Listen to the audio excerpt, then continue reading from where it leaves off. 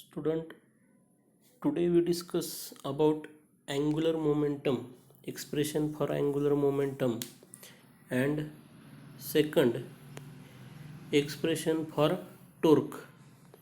Now we first discuss about the expression for angular momentum acting on rotating body. तर आपण figure दाखवलेली आहे. Figure ही आपण बॉडीसाठी काढलेली आहे, रोटेटिंग बॉडीसाठी. तर त्याच्यामध्ये ॲक्सिस ऑफ रोटेशन दाखवलेलं आहे, ज्याच्याभोवती बॉडी आणि त्याच्यातला प्रत्येक पार्टिकल हा रोटेट होत असतो. तर साईडला फिगरच्या आपण ओमेगा दाखवलं, ह्याचा अर्थ body rotate with constant angular velocity. तर ह्याच्यामध्ये आपण काय दाखवलं आहे, फिगरमध्ये फर्स्ट पार्टिकल दाखवलं आहे ज्याचं मास m1 आहे आणि त्याचं ॲक्सिस ऑफ रोटेशनपासूनचं डिस्टन्स किती आहे, r1. Second particle having mass m2 and distance r2 from axis of rotation. Third particle having mass m3 and having distance r3 from axis of rotation. Similarly up to the nth particle. तर पुढं आपण काय सांगतोय पहा, consider a body of mass m, capital M, म्हणजे capital M हे total बॉडीचं mass आहे, made up of n number of particles of mass m1 m2 m3 dash up to the mn situated at a perpendicular distance r1 r2 r3 dash up to the rn respectively from axis of rotation. ह्याचा अर्थ काय झाला, पहिला particle ज्याचं मास m1 आहे त्याचं axis of रोटेशनपासूनचं distance r1 आहे. Second particle ज्याचं मास m2 आहे आणि ॲक्सिस ऑफ रोटेशनपासूनचं डिस्टन्स r2 आहे. Similarly up to the nth particle, जो nth पार्टिकल आहे त्याचं मास आहे mn, situated at a distance rn from the axis of rotation. पुढं काय म्हणलं आहे आपण, body is moving with constant angular velocity but each particle rotate with different linear velocity, that is v. म्हणजे body constant angular व्हेलॉसिटीने rotate होती आहे, पण प्रत्येक पार्टिकल हा मात्र वेगवेगळ्या लिनियर व्हेलॉसिटीने रोटेट होतो आहे. पुढं काय म्हणलं आहे, first particle second particle nth particle असं दाखवलं आहे. फर्स्ट पार्टिकलचं मास किती आहे, m1, त्याचं ॲक्सिस ऑफ रोटेशनपासूनचं डिस्टन्स किती आहे, r1, त्याची लिनियर व्हेलॉसिटी किती असणार आहे, v1. आणि आपल्याला माहिती relation between linear velocity and angular velocity काय आहे, v is equal to r omega. तर फर्स्ट पार्टिकल आहे म्हणून व्हेलॉसिटी v1, डिस्टन्स r1 आहे आणि कसा रोटेट होतो आहे, कॉन्स्टंट अँग्युलर व्हेलॉसिटी ओमेगाने, म्हणून तिथं आपण ओमेगा 1 नाही म्हणलेलं, कारण अँग्युलर व्हेलॉसिटी कॉन्स्टंट आहे. तर प्रत्येक पार्टिकलसाठी मी टी डायग्रॅम फॉर्ममध्ये लिहिलेलं आहे. तर फर्स्ट पार्टिकलचं मास m1 आहे, त्याचं डिस्टन्स r1 आहे ॲक्सिस ऑफ रोटेशनपासूनचं, त्याची लिनियर व्हेलॉसिटी v1 आहे which is equal to r1 omega. त्याच पार्टिकलचं, पहिल्या पार्टिकलचं लिनियर मोमेंटम किती आहे, p1. आपल्याला माहिती momentum is product of mass into velocity, त्याच्यानुसार आपण लिहित आहोत p1 is equal to m1 v1. p1 is linear momentum of first particle, m1 is mass of first particle and v1 is velocity, linear velocity of first particle. तर v1 ची value टाकली, त्याच्यामुळं आपल्याला काय मिळालं, p1 is equal to m1 as it is, v1 ची value r1 omega आहे, ती पुटअप केली, म्हणून आपल्याला p1 साठी इक्वेशन काय मिळालं, m1 r1 ओमेगा. तर इथपर्यंत झालं लिनियर मोमेंटम. मी तुम्हाला याच्या आधी सांगितलं आहे की आपल्याला रोटेशनल मोशनचे इक्वेशन ऑब्टेन करायचं असेल तर आधी लिनियरचा वापर करावा लागतो. Linear momentum is analogous to angular momentum, म्हणून आपल्याला लिनियरचा वापर केल्याशिवाय अँग्युलर मोमेंटम फाइंड आउट करता येत नाही. तर फर्स्ट जो पार्टिकल आहे त्याचं अँग्युलर मोमेंटम किती आहे, L1. तर L इज इक्वल टू काय असतं, P इंटू R, म्हणजे angular momentum is product of linear momentum and distance from axis of rotation. तर त्याच्यानुसार आपण लिहितोय L1 is equal to P1 R1. फक्त P1 ची व्हॅल्यू पुटअप केली, ब्रॅकेटमध्ये जी दाखवली ती P1 ची आहे आणि R1 आहे तसंच लिहिला. r1 r1चा स्क्वेअर होईल, म्हणजेच L1 साठी इक्वेशन काय मिळेल, L1 is equal to m1r1² omega. तर हे झालं फर्स्ट पार्टिकलसाठी इक्वेशन अँग्युलर मोमेंटमचं. त्याचप्रमाणे second particle having mass m2, having distance r2 from axis of rotation, having linear velocity v2, having linear momentum p2 and having angular momentum L2. तर जसं first पार्टिकलचं केलं तसंच second पार्टिकलचं केलं आणि त्याच्यासाठी सेकंड पार्टिकलसाठी अँग्युलर मोमेंटम काय मिळालं, L2 is equal to m2r2² omega. Similarly for nth particle having mass mn situated at a distance rn from axis of rotation, having linear velocity vn, having linear momentum pn and angular momentum ln. तर first पार्टिकलसाठी जसं केलं तर त्याच पद्धतीने आपण प्रत्येक पार्टिकलसाठी लिहिलं आहे. आता पुढं काय म्हणलं आहे, fair L1, L2, L3 dash nn R the angular momentum of first particle, second particle, third particle up to the nth particle respectively. आता हे झालं प्रत्येक पार्टिकलसाठी अँग्युलर मोमेंटम. आपल्याला बॉडीसाठी काढायचं आहे, म्हणजेच सगळ्या पार्टिकलचं अँग्युलर मोमेंटम एकत्र केलं की आपल्याला बॉडीसाठी मिळणार आहे. म्हणून आपण पुढं पाहूया काय म्हणलंय. नाव total angular momentum of rotating body is sum of angular momentum of all particles. तर L is equal to L1 plus L2 plus L3 plus dash Ln, म्हणजे सगळ्या पार्टिकलच्या अँग्युलर मोमेंटमची ॲडिशन केली की आपल्याला टोटल बॉडीचं अँग्युलर मोमेंटम मिळतं. L1ची किंमत टाकली, L2ची टाकली, L3ची टाकली, जशी आपण मागं ऑप्टेन केली तीच इथं फक्त यूज केलेली आहे. प्रत्येक टर्ममध्ये ओमेगा कॉमन आहे, ओमेगा कॉमन घेतला, बाकीच्या सगळ्या टर्म ब्रॅकेटमध्ये घेतल्या आणि त्या ब्रॅकेटची व्हॅल्यू म्हणजेच काय आहे, मोमेंट ऑफ इनर्शिया. ठीक आहे, आपण मागं मोमेंट ऑफ इनर्शियाची डेफिनेशन पाहिलेली आहे. म्हणजेच फायनल आपलं इक्वेशन काय झालं, L is equal to I omega. Where L is angular momentum, I is moment of inertia and omega is angular velocity. This is expression for angular momentum of rotating body. आता आपण equation obtain करूया SI unit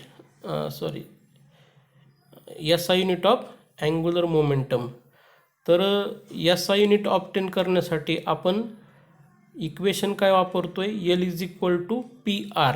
P म्हणजे linear momentum, R म्हणजे distance from axis of rotation आणि L म्हणजे angular momentum. तर P म्हणजे काय, लिनियर मोमेंटम आहे आणि आपल्याला माहिती आहे linear momentum is product of mass into velocity. तर Pच्या ऐवजी परत काय वापरलं, m इंटू व्ही. R आहे तसाच घेतला. आता मासचं युनिट काय असतं, kg, व्हेलॉसिटीचं काय असतं, मीटर पर सेकंद आणि डिस्टन्सचं काय मीटर. म्हणजेच SI युनिट काय मिळालं, kg metre square per second. This is the SI unit of angular momentum. ठीक आहे, आणि जर सीजस विचारलं तर काय येईल, gram centimetre square per second. आता ह्याच्या आधीच आपण तुम्हाला कोणाला ॲनालॉगस असतो ह्याच्यावर आपण चर्चा केलेली आहे. तर linear momentum which is represented by P analogous to the angular momentum. Linear मोमेंटमचं आपलं इक्वेशन काय आहे, P is equal to mv, that is momentum is product of mass and velocity. आता हे समजा आपल्याला माहीत आहे असं गृहीत धरूया, तर फक्त कोणाला ॲनालॉगस आहे हे आपल्याला माहीत पाहिजे. Linear momentum is analogous to the angular momentum represented by L. Mass is analogous to moment of inertia represented by I, capital I, and linear velocity is analogous to angular velocity, that is omega. म्हणजे translational motion ह्याची equation जर माहीत असतील तर आपण रोटेशनलसाठी लिहू शकतो पाठ न करता. फक्त कोणाला ॲनालॉगस आहे हे आपल्याला माहीत पाहिजे. नंतर आपण पुढचं इक्वेशन पाहूया जे कशाशी संबंधित आहे, टोर्क. तर आपल्याला इक्वेशन काय पाहायचं आहे, torque, expression for torque acting on rotating body. तर जसं मागाशी सांगितलं आहे तशीच आपण फिगर दाखवलेली आहे. First particle having mass m1 and distance r1 from axis of rotation. Second particle having mass m2 having distance r2 from axis of rotation similarly up to the mn. आता हे आपण बऱ्याच वेळा सांगितलेलं आहे. आता फक्त इथं फरक काय आहे, बॉडी कशी रोटेट होती आहे विथ कॉन्स्टंट अँग्युलर ॲक्सलरेशनने. आता कॉन्स्टंट अँग्युलर ॲक्सलरेशनने बॉडी रोटेट होत असेल तर प्रत्येक पार्टिकल हा कसा रोटेट होईल, डिफरंट लिनियर ॲक्सलरेशन. बॉडी कॉन्स्टंट अँग्युलर व्हेलॉसिटीनी कॉन्स्टंट अँग्युलर ॲक्सलरेशनने मूव्ह होत असेल तर प्रत्येक पार्टिकल डिफरंट लिनियर ॲक्सलरेशननी मूव्ह होत असतो. ठीक आहे. तर त्याच्यामुळंच आपण पुढं काय म्हणलं आहे, जसं आत्तापर्यंत सांगितलं तेच. Consider a body of mass m made up of n number of particles of mass m1 m2 m3 dash mn situated at a perpendicular distance r1 r2 r3 dash rn respectively from axis of rotation. ह्याचा अर्थ काय झाला, पहिला particle ज्याचं मास m1 आहे त्याचं axis of रोटेशनपासूनचं distance r1 आहे, similarly up to the nth particle. पुढं काय म्हणलं आहे, body rotate with constant angular acceleration but each particle rotate with different linear acceleration a. First particle जसं आत्तापर्यंत आपण सांगितलं आहे तसंच इथं आपण सांगतो आहे. First particle having mass m1 having distance r1 from axis of rotation having linear acceleration a1. आता आपण ह्याच्या आधी रिलेशन पाहिलेलं आहे, relation between linear acceleration and angular acceleration. तुमच्या टेक्स्टबुकमध्ये नाही कुठं दिलेलं, पण मी नोट्स देताना सुरुवातीला पहिल्याच लेक्चरमध्ये मेन्शन केलेलं आहे. तर ए आणि अल्फा म्हणजेच लिनियर ॲक्सलरेशन आणि अँग्युलर ॲक्सलरेशन यांच्यामध्ये काय संबंध असतो, a is equal to r alpha. जसं v is equal to r omega आहे तसं a is equal to r alpha. तर फर्स्ट पार्टिकलचं लिनियर ॲक्सलरेशन किती आहे, a1. Therefore a1 is equal to r1 alpha. नंतर force acting on first particle. तर पहिल्या पार्टिकलवर किती फोर्स ॲक्ट होतोय, F1. But according to Newton second law force is product of mass into acceleration. म्हणून आपण काय लिहिलं, F1 is equal to m1 a1. आता m1 आहे तसंच लिहिला, a1ची व्हॅल्यू टाकली म्हणून आपल्याला F1 इज इक्वल टू काय मिळालं, m1 r1 alpha. Now torque acting on first particle. तर किती टोर्क ॲक्ट होतोय, टो1. आता टो1साठी काय इक्वेशन आहे, tau is product of force and perpendicular distance from axis of rotation, म्हणजेच tau is equal to Fr.